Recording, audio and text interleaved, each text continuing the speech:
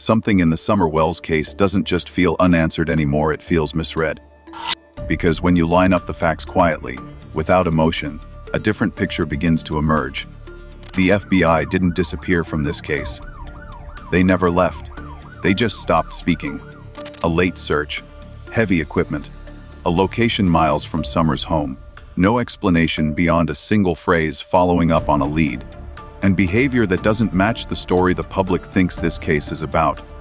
This isn't a cold case. It's a case moving in a direction most people aren't looking. So the real question isn't what happened to Summer Wells. It's why investigators are working so hard not to tell us yet.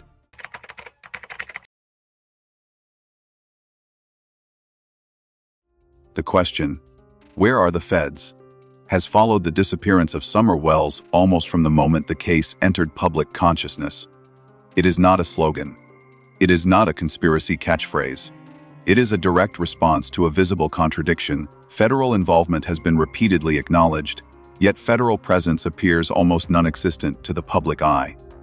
On paper, the FBI is part of this case. The Tennessee Bureau of Investigation has confirmed it. Official FAQs state that the FBI has been assisting since the Amber Alert phase. Specialized FBI resources, including technical and analytical support, have been referenced. None of that is disputed. And yet, if one were to judge this case solely by public-facing signals, it would be reasonable to conclude that the FBI is nowhere to be found. There is no FBI Most Wanted style missing person page for Summer Wells. There is no federally announced reward. There are no press conferences led by federal agents. No direct FBI spokesperson has stood at a podium to outline progress, setbacks, or priorities.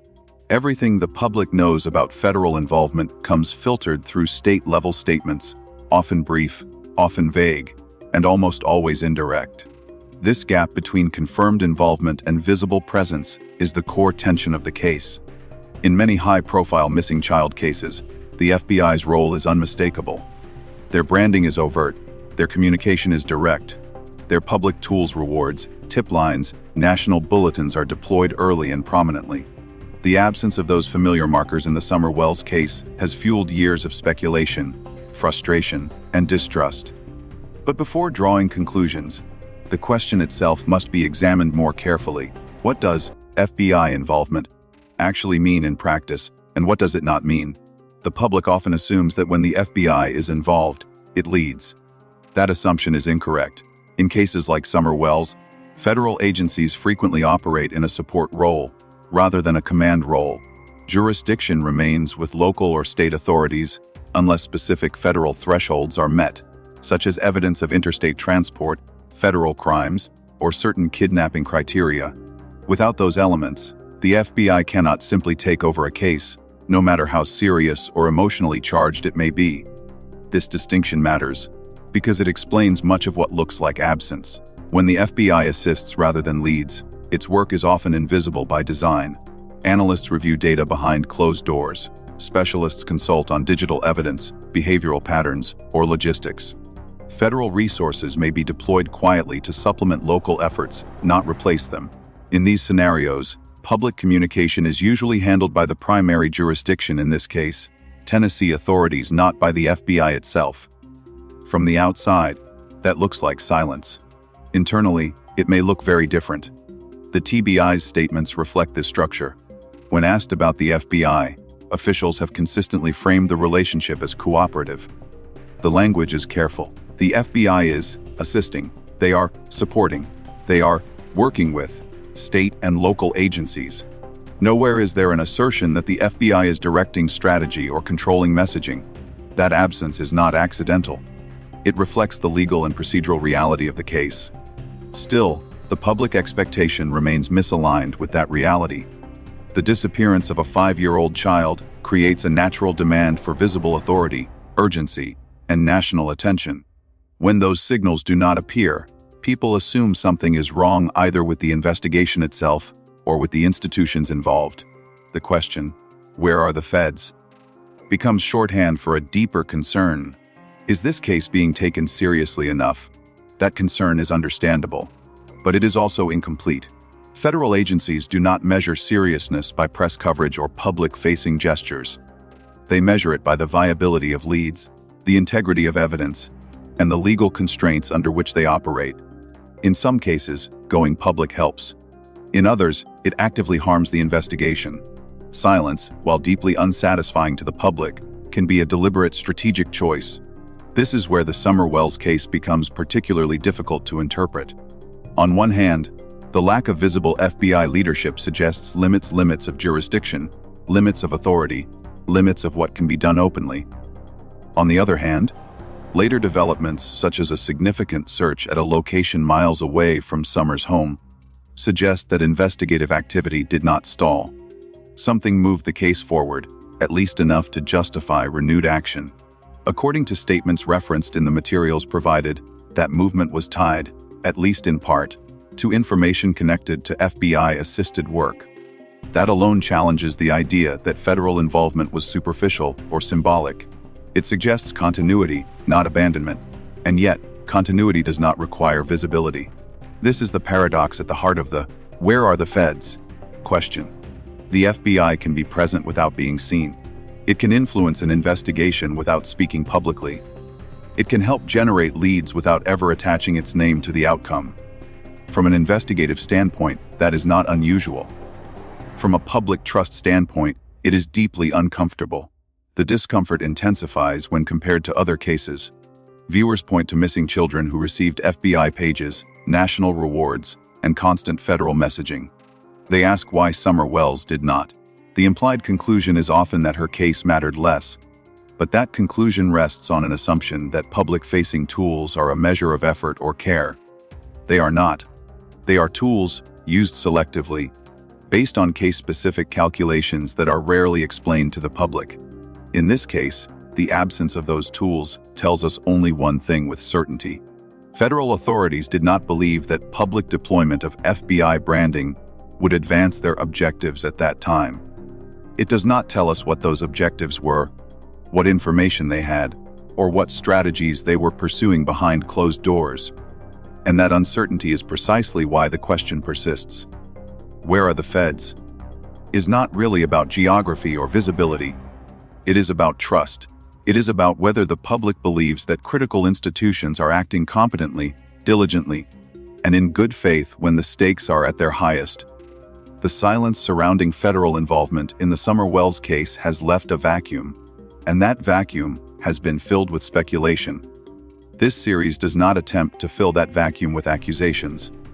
Instead, it treats the silence itself as data. The absence of public FBI leadership is not proof of failure. But it is not meaningless either. It is a structural feature of this investigation, one that shapes how information flows, how the case is perceived, and how narratives form around it. Understanding that structure is essential before examining searches, behaviors, or specific individuals. Because without that foundation, every subsequent question is distorted. The FBI may not be visible in this case, but visibility is not the same as involvement. And involvement is not the same as control. Recognizing that difference is the first step toward analyzing what this investigation actually is rather than what the public expects it to look like.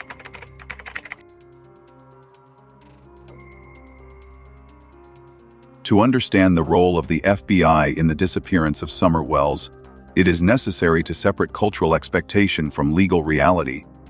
The gap between those two is where much of the confusion and anger around this case originates. Public perception tends to treat the FBI as a singular, decisive force. When they arrive, they take over. When they speak, answers follow. When they are involved, cases accelerate toward resolution. That image has been shaped by television, press conferences, and a small subset of cases where federal jurisdiction is clear and dominant. But that image does not describe most real-world FBI involvement, and it does not describe the Summer Wells case. When the main file is examined alongside statements from a former FBI agent, a different picture emerges, one that is quieter, more constrained, and far less dramatic than the public imagines. In the Summer Wells investigation, the FBI's role fits a model commonly referred to as police cooperation. This is not a takeover. It is not federal command. It is a support framework in which local or state agencies retain authority, while federal resources are made available upon request. The distinction is critical. because it determines what the FBI can do, what it cannot do, and what it is allowed to say publicly. Under this model, jurisdiction does not shift. Unless there is evidence that a federal crime has occurred, such as interstate kidnapping, human trafficking across state lines, or another qualifying federal offense, the FBI does not have independent authority to direct the investigation. The venue remains local. Decisions about searches, arrests, charges, and public messaging stay with the primary jurisdiction. In this case, that means Tennessee authorities. This explains one of the most misunderstood aspects of the case: why the FBI cannot simply take over, even if the public demands it. Without proof that Summer Wells was transported across state lines or abducted under federal statutes, the FBI's legal authority remains limited. They can assist, advise, analyze, and support, but they cannot assume command. No amount of public outrage or online pressure can change that legal boundary. This is not a failure of will. It is a constraint of law. The former FBI agent's commentary underscores this point repeatedly. Federal involvement, she explains, does not automatically convert a case into a federal one. Cooperation cases are common, especially in missing person investigations, and they often involve extensive behind-the-scenes work that never reaches the public. Analysts may review data. Specialists may assist with behavioral assessments. Technical units may support digital evidence processing. None of that requires or permits public disclosure. From the outside, it looks like nothing is happening. Internally, the machinery may be turning steadily. This also reframes another major point of contention: the absence of an FBI reward or public-facing case page. Many viewers interpret the lack of a federal reward as a signal of disinterest or neglect. But within the cooperation model, this absence is not unusual at all. Federal rewards are tools, not default settings. They are deployed strategically, often when public assistance is likely to produce new information or when a suspect profile suggests broader geographic exposure. In cases where investigators believe that public incentives will not meaningfully advance the investigation or may even contaminate it, those tools are withheld. The decision not to post a reward or FBI page does not mean the case lacks importance. It means federal authorities do not believe that those specific instruments serve the investigative goals at that moment. The public may never be told why. That silence is frustrating, but it is not arbitrary. This is where expectations collide with reality. The public expects speed. Federal agencies prioritize precision. The public expects visibility. Investigators often prefer opacity.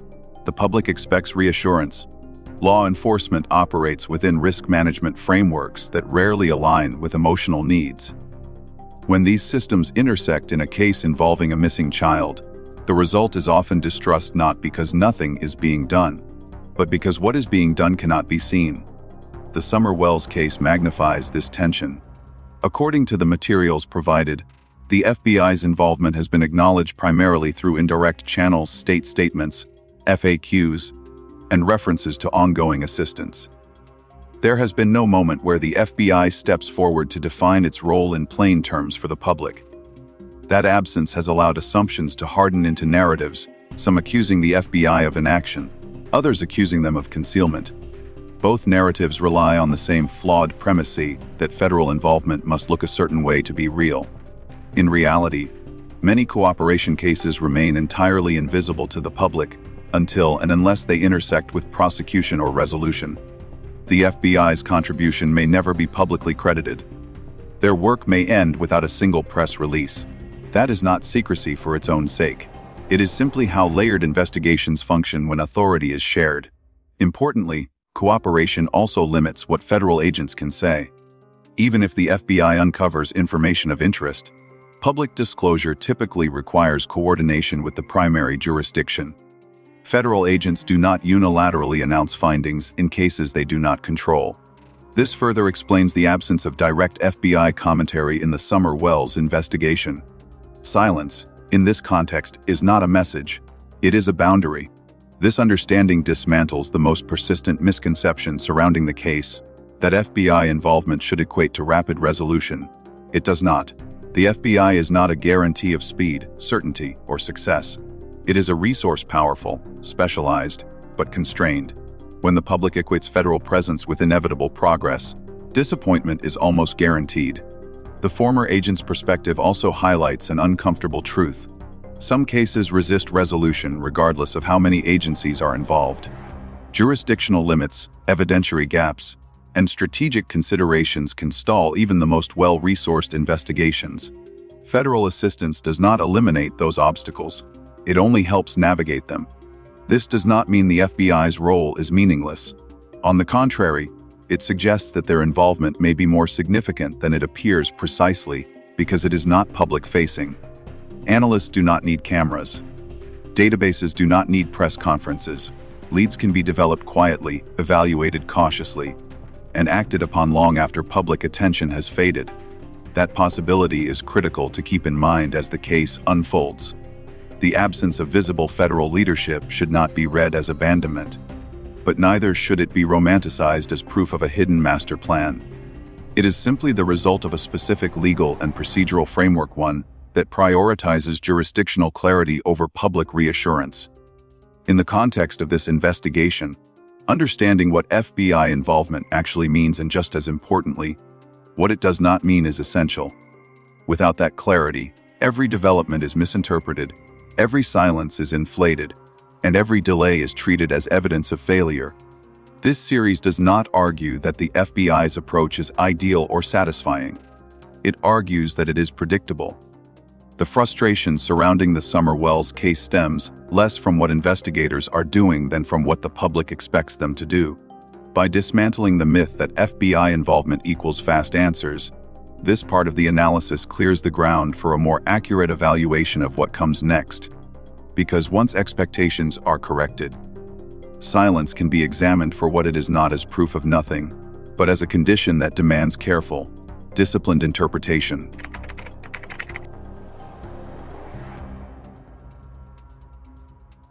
The search at Van Hill Road marks one of the most consequential moments in the Summer Wells investigation, not because of what was publicly found there, but because of why investigators went there at all. In a case defined by silence and uncertainty, this search stands out as a rare instance of visible movement years after the initial disappearance. Understanding its significance requires resisting the most common and most misleading question: what did they find? The more important question is different: what information led them there? According to the primary file, the Van Hill Road search did not emerge randomly. It is framed as the result of investigative work connected to FBI involvement, specifically information developed through that assistance, which then guided state and local authorities to a location approximately 9.5 miles from the Wells residence. This distinction matters. It reframes the search from a speculative sweep into a targeted response. Timing is the first critical factor. This search occurred long after the initial emergency phase of the investigation. By that point, the case had moved beyond immediate neighborhood canvassing, early tip triage, and broad area searches. Late-stage searches, especially those involving excavation, are rarely exploratory in nature. They are costly, disruptive, and legally sensitive. Law enforcement does not initiate them without justification that can withstand scrutiny. In practical terms, a search like this typically requires one of two foundations: probable cause sufficient to obtain a warrant, or legally valid consent. Either pathway implies that investigators possessed information concrete enough to justify intrusive action. This is not how random hunches are treated. This is how leads are treated when they rise above background noise. That alone elevates the Van Hill Road search above rumor. The second factor is distance. Van Hill Road is not adjacent to the Wells home, but neither is it remote in an investigative sense. Roughly 9.5 miles is well within the radius of routine movement for local residents. It is close enough to fall within daily patterns, work routes, family connections, habitual stops, yet far enough to break simplistic assumptions about where evidence should be located. This matters because distance often misleads the public. A common reaction to the search was to frame it as evidence of a stranger abduction or a dramatic relocation of the crime.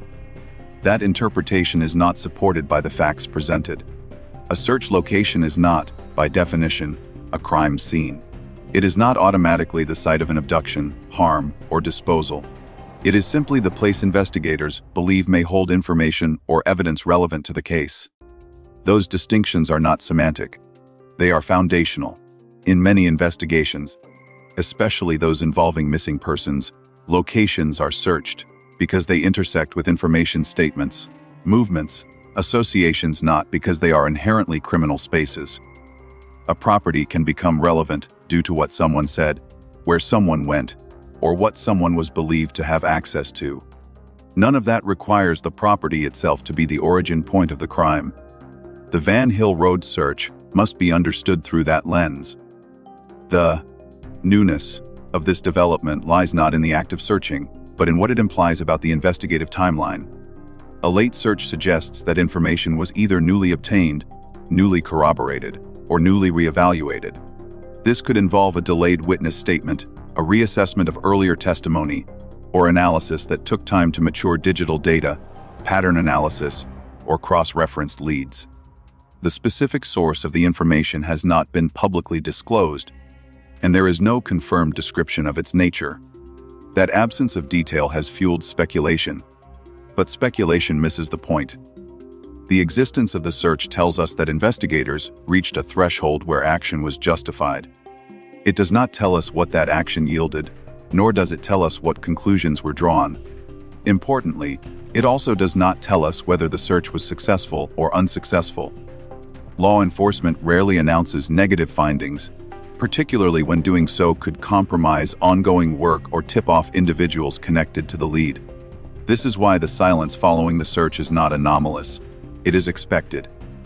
Public frustration often focuses on the lack of outcome reporting. No confirmation of discovery, no declaration of failure. But investigations are not conducted for public closure. They are conducted to test hypotheses. A search can eliminate possibilities, refine timelines, or validate or invalidate information. All of those outcomes are valuable, even if none produce a headline. The Van Hill Road search, therefore, should be interpreted as a diagnostic step, not a concluding one. Another critical point is what the search does not establish. It does not prove that Summer Wells was taken to that location. It does not confirm a specific suspect or narrative. It does not override earlier investigative directions. Treating it as definitive evidence of a particular theory oversimplifies its role and distorts its meaning. This is where investigative discipline becomes essential.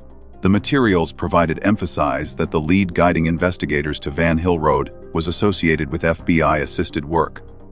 That association has been widely misunderstood. FBI involvement does not mean federal agents personally conducted the search, or that it reflects a federal theory of the case. It means that information developed with federal assistance reached a level of credibility that state authorities deemed actionable. That is a narrower, but more precise, interpretation. In this context, the search represents a convergence point, where analysis, information, and authority aligned long enough to justify physical intervention. That alignment is rare in cold or stalled cases. It signals movement not necessarily toward resolution, but toward clarification. This is why the focus must shift. Asking, "Did they find anything?" assumes that discovery is the only meaningful outcome. In reality, investigators often learn just as much from what is not found as from what is. Eliminating a location can redirect resources, narrow suspect pools, or validate alternative hypotheses. None of that requires public disclosure. The more revealing question is, what changed? Something altered the investigative landscape enough to prompt this action. That change could be incremental rather than dramatic. It could be the accumulation of small inconsistencies rather than a single explosive revelation. It could involve recontextualizing known information rather than uncovering something entirely new. But it was sufficient to cross an operational threshold. That is the value of this lead. The Van Hill Road search demonstrates that the case did not stagnate. It evolved, quietly, deliberately, and outside the public gaze. It also demonstrates that investigative progress does not always announce itself in the way the public expects. Movement can occur without spectacle. Decisions can be made without explanation. This does not mean the public should accept silence without scrutiny. It means scrutiny must be applied to structure, not rumor. The search tells us that investigators are responding to information, not chasing shadows. It tells us that distance alone does not define relevance. And it tells us that the absence of visible results does not equate to investigative failure. Most importantly, it redirects attention away from the wrong metric. Success in this phase of the investigation is not measured by what was immediately recovered. It is measured by whether the information that led to the search has been tested, refined, or ruled out. In that sense, the Van Hill Road search is not an answer. It is a question posed by investigators to the evidence itself. And until that question is fully explored, public impatience risks obscuring the only thing that matters: understanding why investigators believed this location mattered enough to act. That shift from outcomes to origins, from findings to triggers, is essential for interpreting everything that follows.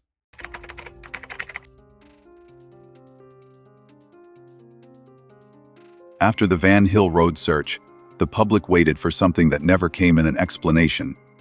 There was no announcement of discovery, no confirmation of failure, no clarification of purpose beyond a single, carefully chosen phrase from the Tennessee Bureau of Investigation, following up on a lead. For many observers, that silence felt alarming. For investigators, it was routine. Understanding why requires a shift in perspective from media logic to investigative logic. In real-world investigations, especially those involving missing persons, silence after a search is not an anomaly. It is the default. Searches are tools, not conclusions, and their outcomes are rarely communicated unless doing so serves a specific purpose. The absence of public results does not indicate that nothing happened.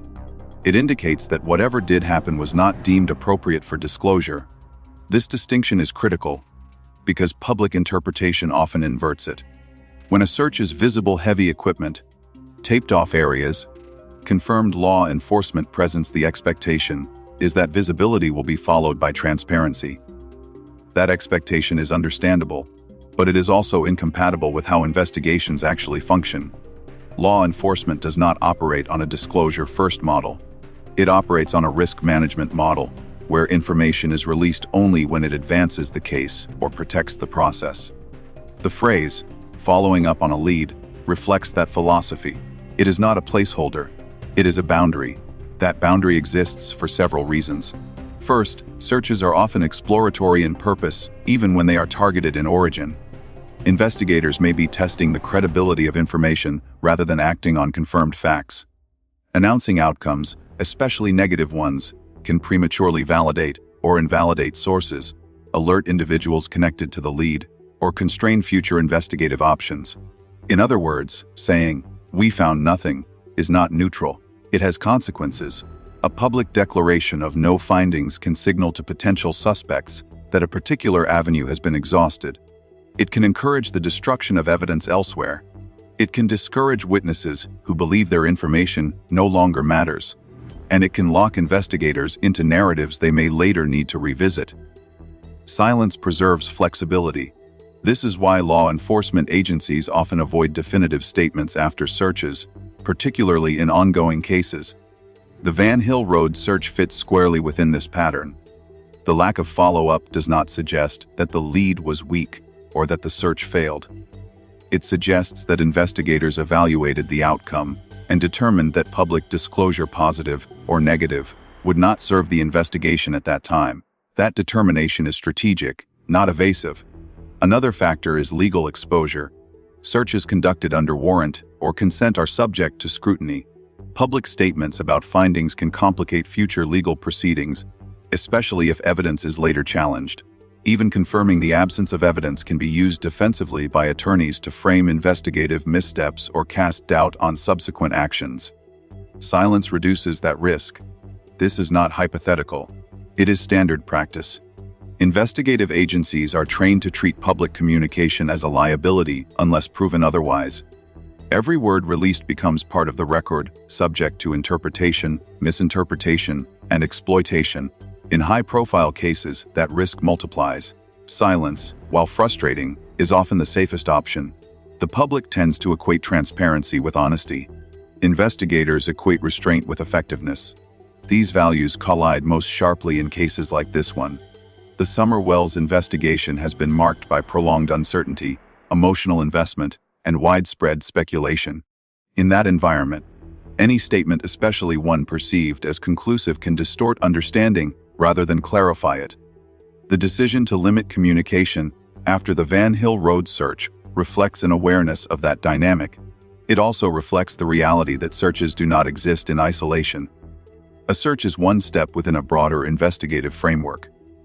Its results, whether physical, informational, or eliminative, are integrated with other data timelines, interviews, digital records, behavioral analyses. Publicly isolating the search outcome risks detaching it from that context and assigning it undue weight. This is why investigators rarely announce what a search means. Meaning is constructed over time, through correlation and comparison. A location cleared today may become relevant again tomorrow if new information emerges. A search that yields no immediate evidence may still confirm or refute critical assumptions. None of that is visible in the moment. The public, however, is conditioned to expect resolution at each visible milestone. When that resolution does not appear, frustration turns into suspicion. Silence is interpreted as concealment. Restraint is mistaken for incompetence. The investigation is judged not by its internal coherence, but by its outward responsiveness. This is where disciplined interpretation becomes essential. Absence of information is not evidence of absence, but it is also not meaningless.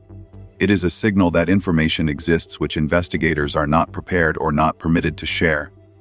That signal should prompt analysis of structure and strategy, not speculation about outcomes. The Van Hill Road search demonstrates this principle clearly. The fact that it occurred tells us something changed. The fact that nothing was said afterward tells us that whatever changed did not warrant public disclosure. Both facts are meaningful. Neither supports the conclusion that the investigation stalled. This reframing is uncomfortable because it denies the public the closure it seeks. But it aligns with how investigations are actually conducted. Silence can also serve as a protective measure for sources. If a search is triggered by information from a witness, public commentary on its results can expose that person to scrutiny or retaliation. In cases involving tight-knit communities, this risk is significant. Preserving anonymity may require complete non-disclosure. Additionally, silence preserves the ability to re-engage a lead later. Investigators may return to the same location under different circumstances, with different authority or with additional context. Publicly declaring a location cleared can undermine that flexibility. The key point is this: silence is not passive. It is active restraint. Interpreting it correctly requires abandoning the assumption that investigations owe the public real-time updates. They do not. Their obligation is to pursue truth within legal and strategic constraints. Communication is secondary. This does not mean the public should be excluded indefinitely. It means that timing matters. Information released too early can be as damaging as information withheld too long. The balance between those risks is not visible from the outside. The Summer Wells case sits at that intersection. The Van Hill Road search was visible enough to confirm movement, but not visible enough to explain direction. That partial visibility has created confusion, but it has also provided a rare glimpse into the investigative process. It shows that action is occurring, even when explanation is not. Learning to read that silence correctly is essential. The goal of this analysis is not to excuse secrecy or discourage accountability. It is to recalibrate expectations. When silence follows a search, the appropriate response is not to assume failure or deception. It is to ask different questions about process, thresholds, and strategy. Silence does not end an investigation. It signals that the investigation is ongoing in a way that cannot yet be shared. Recognizing that distinction allows the case to be evaluated on its merits, rather than on the volume of information released. In the context of Van Hill Road, the silence is not the story. It is part of the structure of the story. And understanding that structure is the only way to interpret what comes next without distorting it.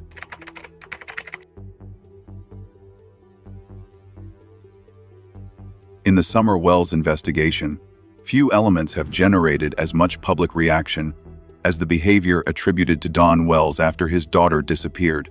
Not because behavior proves guilt, it does not, but because certain actions appear to collide directly with the stated objective that has been repeated since day one finding Summer. The primary file describes Don Wells as big mad.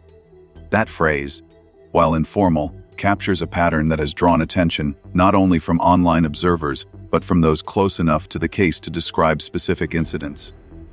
Anger on its own is not unusual in the context of trauma. Parents of missing children experience rage, despair, paranoia, grief, and emotional volatility. None of that is diagnostic. What matters from an investigative standpoint is where that anger is directed and how it manifests. This is where the poster incident enters the record. According to a secondary file, there is an allegation clearly labeled as such that Don Wells was observed ripping up Summer Wells' missing person posters at a public event dedicated to missing children. The claim is secondhand, relayed through individuals who describe themselves as familiar with the family and involved in organizing events meant to support awareness. There is no law enforcement confirmation, no video evidence publicly released, and no criminal charge associated with the act. That limitation matters and must be stated clearly. This analysis does not treat the allegation as established fact. It treats it as reported behavior, attributed to witnesses, and relevant only insofar as it highlights a potential contradiction worth examining. Behavioral analysis begins with patterns and inconsistencies, not conclusions. If the allegation is accurate, the act itself is startling not because it signals culpability, but because it appears counterproductive to the declared mission of locating a missing child. Missing person posters exist for a single purpose: to expand awareness and increase the probability that someone recognizes and reports a lead. Destroying them undermines that mechanism. That is the contradiction. Investigatively, contradictions are valuable not because they prove wrongdoing, but because they reveal internal conflict. When behavior undermines stated goals, it forces a reassessment of priorities, perceptions, and emotional drivers. In this case, the contradiction invites several non-mutually exclusive interpretations, none of which require assuming guilt. One possible explanation is displaced anger. Displaced anger occurs when an individual directs frustration toward a symbol, rather than the source of pain. In high-stress cases, especially those involving prolonged scrutiny, public judgment, and perceived accusation, symbols of the case itself, posters, media, events can become targets. The posters do not represent hope, they represent exposure. They remind the individual of ongoing suspicion, loss of control, and unresolved trauma. From this perspective, tearing down posters is not about stopping the search. It is about rejecting what the search has come to symbolize. Another interpretation is reputational defense.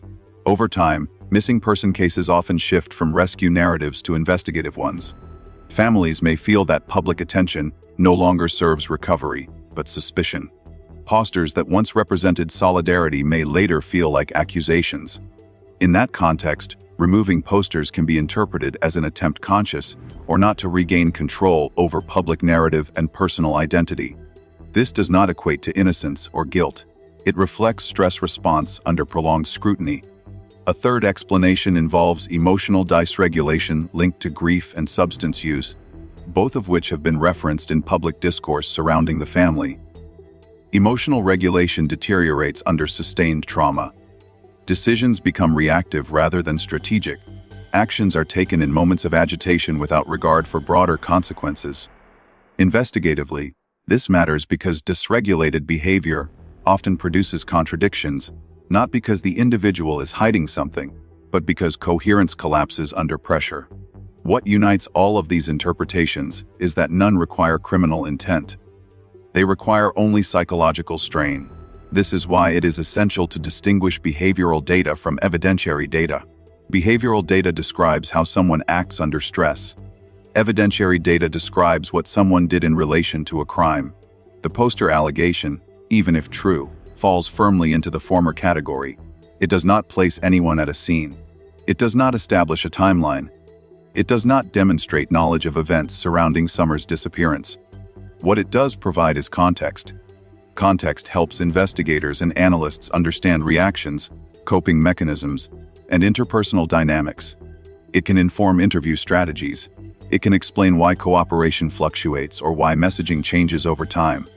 But it cannot substitute for physical, digital, or testimonial evidence tied directly to the act under investigation. This distinction is often lost in public discourse. Online commentary tends to collapse contradiction into culpability. Anger becomes guilt. Odd behavior becomes proof. This is not how professional investigations operate, and it is not how this analysis proceeds. Contradictions are signals to be examined, not verdicts to be delivered. The primary file's emphasis on Donwell's being big mad reinforces this point. Anger itself is not evidence, but persistent, misdirected anger can shape how a case unfolds. It can alienate supporters. It can intensify adversarial dynamics with media and online communities. It can complicate communication with organizers and advocates who initially sought to help. These secondary effects matter because they influence the environment in which the investigation exists. From an investigative standpoint, one of the most important questions raised by the poster allegation is not why the behavior occurred, but when. Timing matters. Behavior that emerges during specific phases, holidays, anniversaries, renewed searches, or public scrutiny often correlates with internal stressors. Those correlations can help contextualize reactions without assigning motive. It is also worth noting what this behavior does not demonstrate. It does not demonstrate an attempt to conceal evidence. It does not obstruct law enforcement. It does not interfere with official search efforts. It does not violate any known legal constraint. The emotional impact may be significant, but the legal relevance is limited. That limitation is precisely why careful framing is required. This series does not present behavioral contradictions as accusations. It presents them as data points within a broader landscape of human response to prolonged crisis. Investigators routinely examine such data not to draw conclusions in isolation, but to understand pressures acting on individuals connected to a case. The key takeaway is restraint. Contradiction does not equal guilt. Anger does not equal knowledge. Destructive behavior does not equal criminal behavior. To suggest otherwise is to replace analysis with narrative. At the same time, dismissing behavioral anomalies entirely would also be a mistake. They provide texture. They highlight stress fractures. They show where narratives collide with lived experience. In a case defined by uncertainty, those fractures deserve examination, careful, disciplined, and grounded in what they can and cannot tell us. The allegation of poster destruction, if accurate, tells us something about emotional state, not criminal action. It suggests conflict between public perception and personal coping. It underscores the psychological toll of living inside a case that never resolves. That toll matters, regardless of outcome. In the context of the Summer Wells investigation, this behavior fits a broader pattern of tension between public expectation and private endurance. Understanding that tension does not advance a theory of guilt or innocence. It advances understanding of how cases like this deteriorate emotionally over time, and that understanding is necessary before any further interpretation can be responsibly made. Behavioral contradictions are signals, not sentences. They must be read with caution, empathy, and analytical discipline. Anything less risks turning human response into false proof, and that serves neither justice nor truth.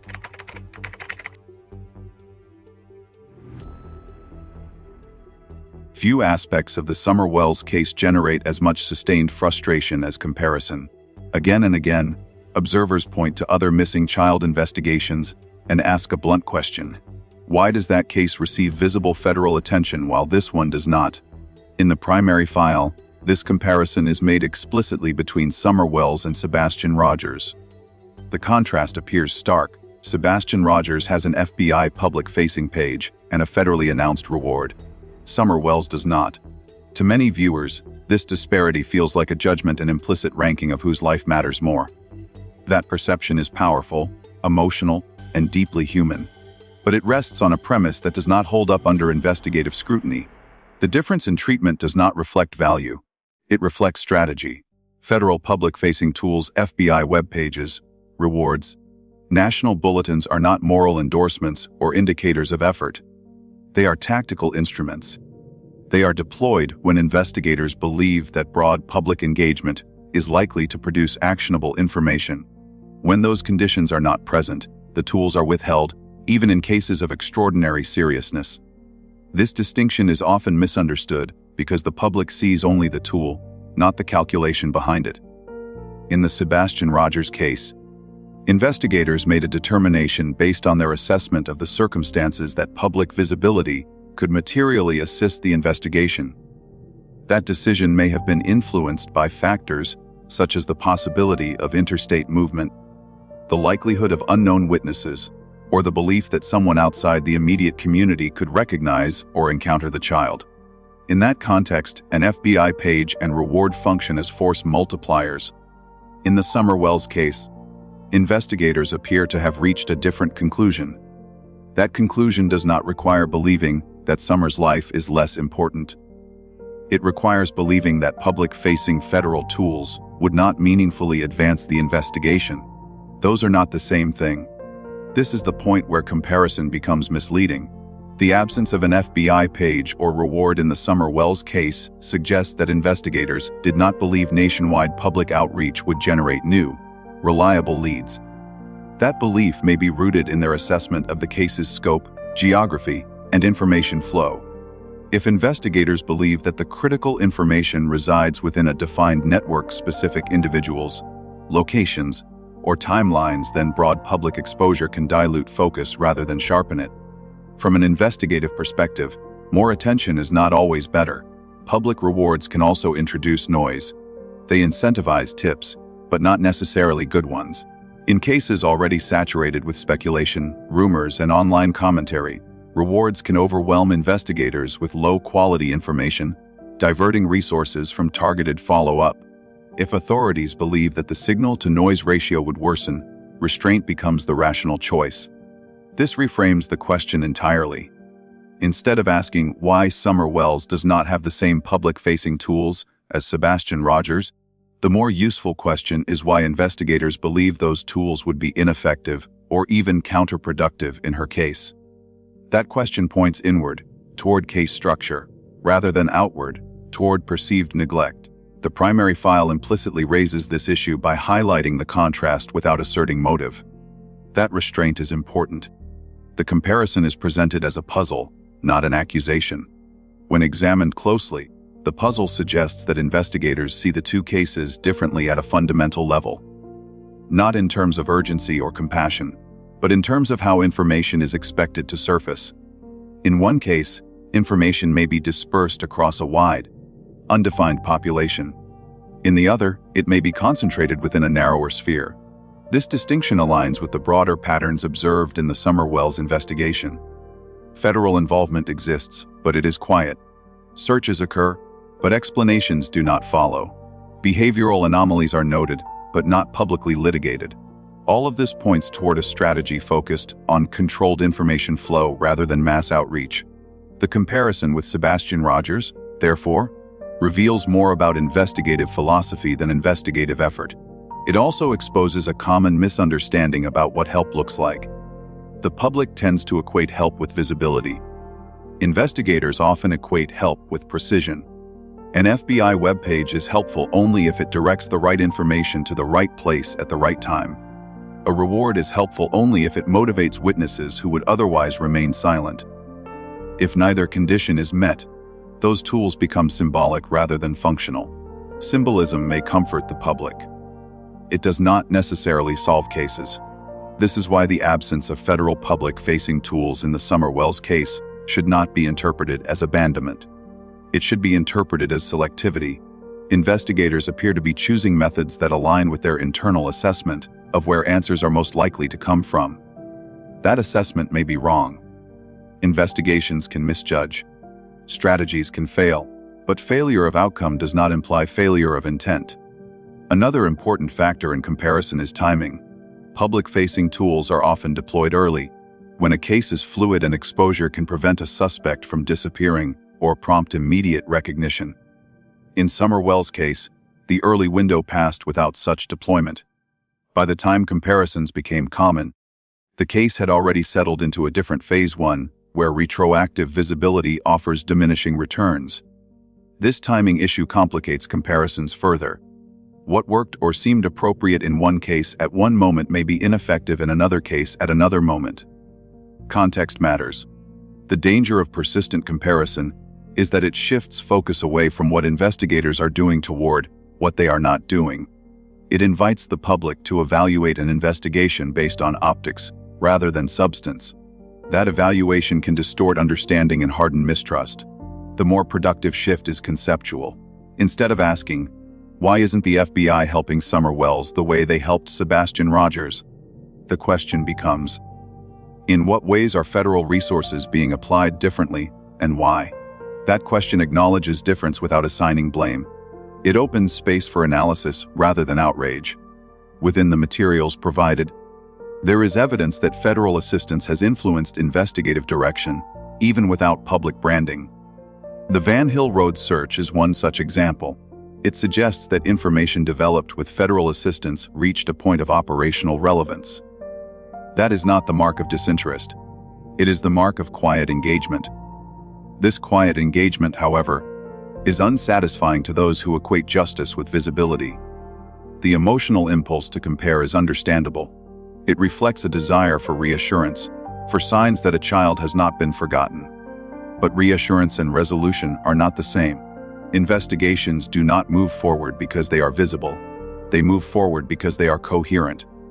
The comparison question, when stripped of emotion, reveals a deeper truth. There is no single template for missing child investigations. Each case is shaped by its facts, constraints, and perceived avenues of progress. Federal tools are chosen accordingly, not distributed evenly. Recognizing this does not require defending every decision made in the Summer Wells case. It requires acknowledging that difference does not imply neglect. It implies adaptation. Ultimately, the comparison between Summer Wells and Sebastian Rogers tells us less about federal priorities and more about public expectation. The expectation that equal tragedy demands equal tactics is emotionally compelling but operationally false. The task of this analysis is not to soothe that discomfort, but to clarify it. By understanding that FBI public-facing tools are strategic choices rather than moral statements, the narrative shifts. The question is no longer why help was withheld, but how help was structured. That shift is essential, because only by understanding the form assistance takes, not just the form it does not, can the investigation be evaluated on its actual merits rather than its optics. And in a case as complex and unresolved as this one, clarity matters more than comparison.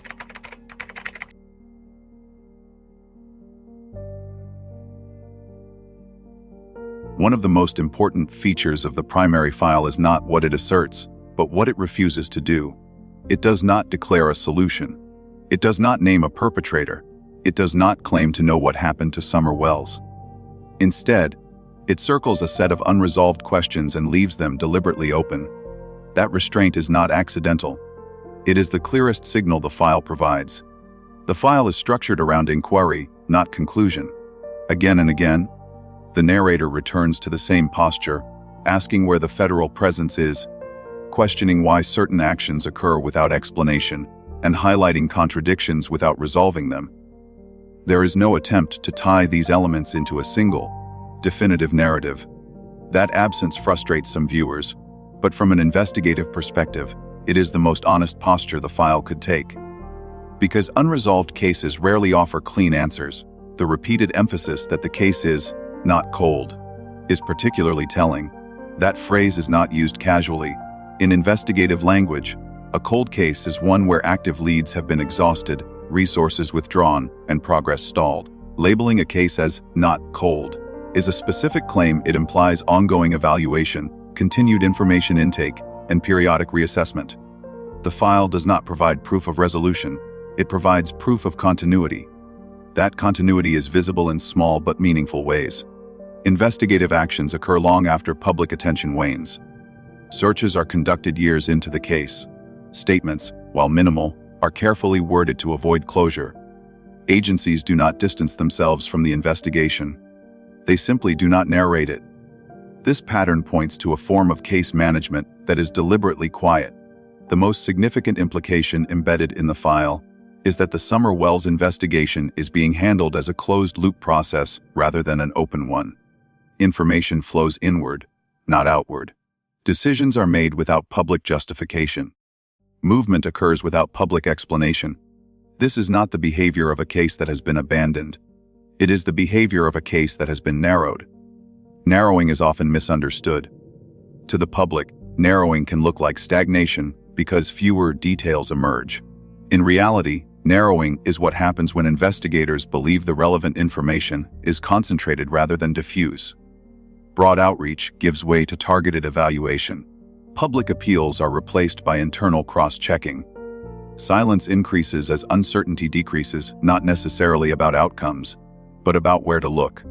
The file implies this shift without ever stating it directly. Another critical implication concerns the role of the FBI.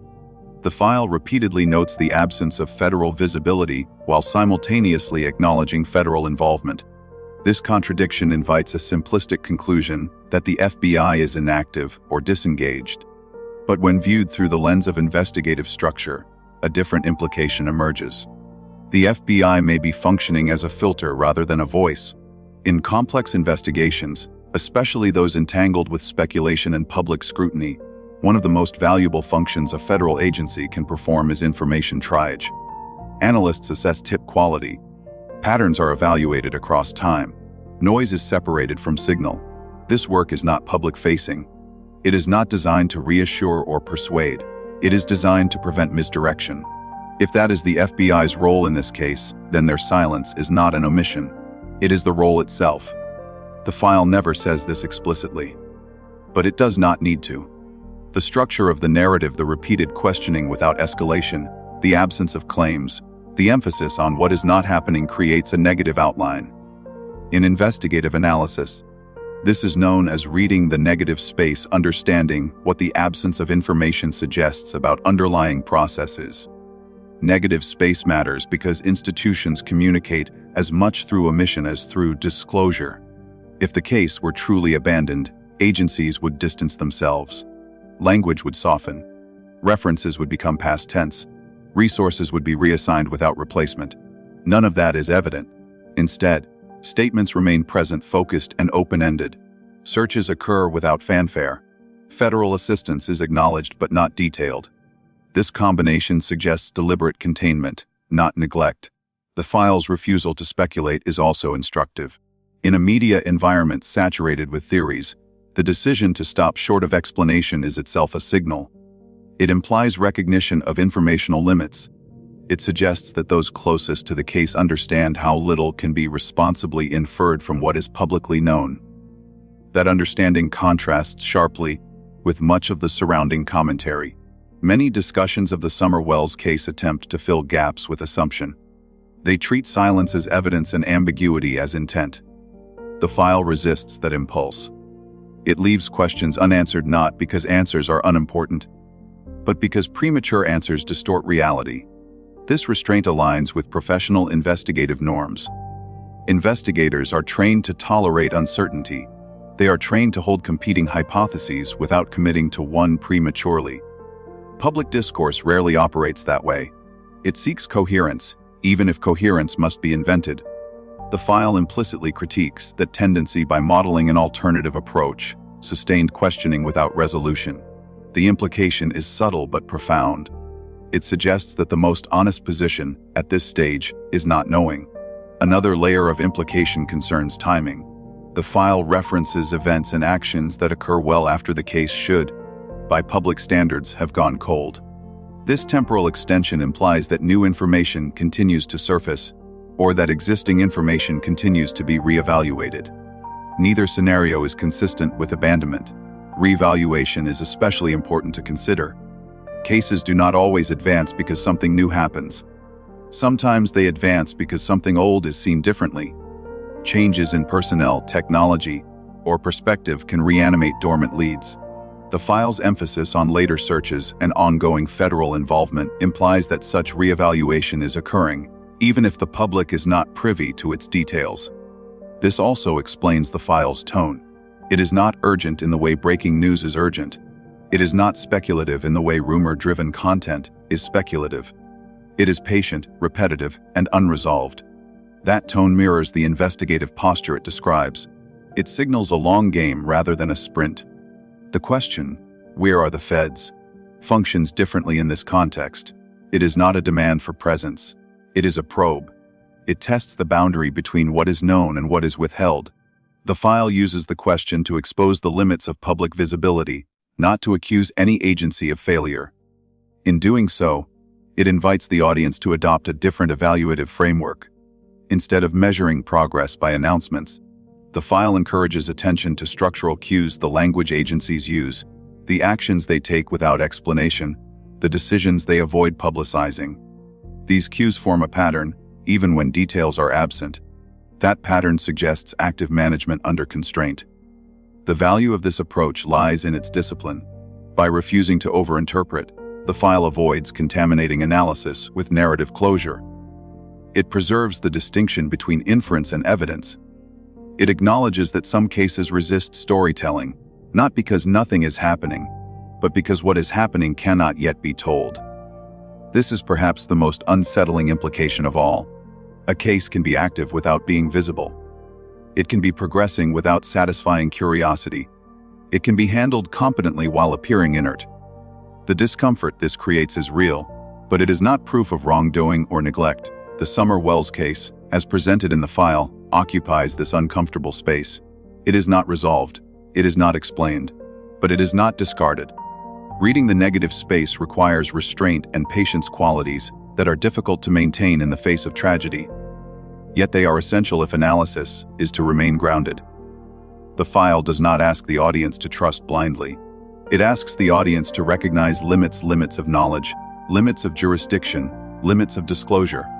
Within those limits, it suggests a case that is still being worked, still being examined, and still being held open. That implication is not comforting, but it is precise. And precision, in an unresolved investigation, is more valuable than reassurance.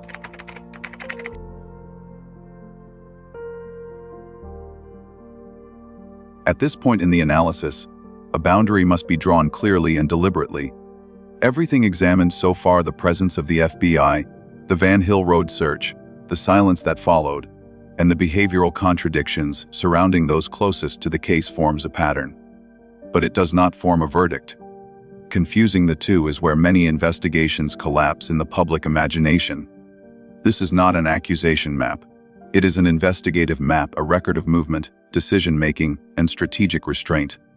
Its purpose is not to assign blame, but to understand how this case has been navigated over time and why that navigation looks so different from what the public expects. The FBI exists in this case, but it does not perform. Its role is not theatrical, and it is not designed for public consumption. Federal assistance has been acknowledged, not advertised.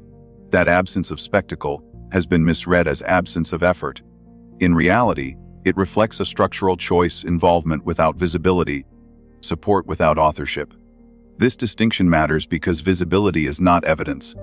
Investigative work does not become more real because it is announced. It becomes more effective when it is disciplined. The FBI's quiet presence suggests an emphasis on analysis, filtration, and support rather than command and communication. That posture does not answer public questions, but it does align with the cooperative framework under which this case operates. The search at Van Hill Road reinforces this theme. The search happened. It was real. It involved resources and authority, and yet it was never explained. There was no narrative closure, no statement of success or failure. This silence has been interpreted as evasion or incompetence. But when placed within the investigative map, it reads differently. Searches are not conclusions, they are tests. A search tests information, not outcomes. It challenges assumptions. It narrows possibilities. Whether evidence is recovered is only one measure of value. Another is what the search rules out. Investigators do not owe the public a scorecard for these tests. They owe the case coherence. The absence of explanation after the search is not a hole in the map. It is part of the terrain. Behavioral contradictions, particularly those attributed to Don Wells, occupy a similarly misunderstood space. Anger, volatility, and actions that appear counterproductive have been treated by some as implicit confessions. That interpretation is neither fair nor investigatively sound. Behavior is context, not proof. Contradiction does not equal guilt. Emotional response does not equal knowledge. Stress-induced behavior does not equal criminal intent. Investigators examine such data not to convict, but to understand pressures, dynamics, and vulnerabilities. The public tendency to collapse contradiction into culpability is a narrative shortcut, not an analytical one. This is why restraint is essential. The investigative map that emerges from this case is defined by what is done quietly, not loudly. Decisions are made without explanation. Actions occur without narrative framing. Silence follows moments that would typically trigger headlines. This is not how accusation maps operate. Accusation maps seek closure. They move from anomaly to conclusion. They reward certainty, even when it is unearned. Investigative maps do the opposite. They preserve uncertainty until it can be resolved by evidence. The Summer Wells case demands that discipline. Every element examined: federal involvement, late-stage searches, selective communication, behavioral tension points to an investigation that is active but constrained. Constrained by jurisdiction. Constrained by evidentiary limits. Constrained by the risks of disclosure. None of those constraints imply apathy, they imply caution. Caution is not comforting, but it is often necessary. This distinction is especially important in a case that has been heavily mediated by online discourse. Public narratives have filled the vacuum left by official silence. Speculation has replaced information. Emotion has replaced structure. The investigative map cuts against that trend by refusing to connect dots that cannot be responsibly connected. It asks a harder question: not who did this, but how this case is being handled. That question reframes everything. If the FBI is present but not public, then the lack of visibility is a feature, not a failure. If a search occurs without explanation, then the explanation may be internal rather than absent. If behavior appears contradictory, then the contradiction may reflect psychological strain rather than criminal intent. None of this resolves the case, but it does resolve a misconception that silence equals stagnation. The investigative map suggests motion without disclosure. It suggests a case that is being worked along lines that the public does not see, rather than a case that has been shelved. That interpretation is supported not by optimism, but by pattern. Patterns matter more than statements. Statements are crafted for consumption. Patterns are byproducts of action. In this case, the pattern is one of selective engagement, targeted intervention, and sustained restraint.